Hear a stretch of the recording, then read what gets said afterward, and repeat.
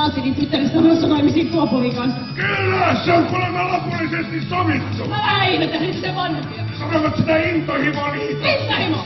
Minusta ainoat onnelliset avioliitot ovat järkiliittoja. No järkiliitotkin hajoavat komunen ilman, kun tuo aliarvostettu intohimo astuu mukaan.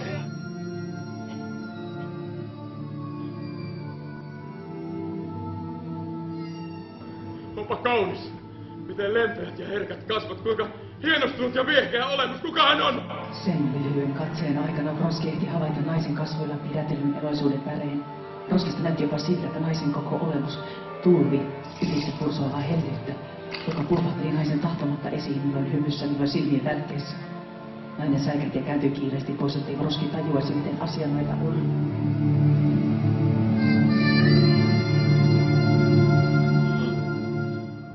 Anna Karenina!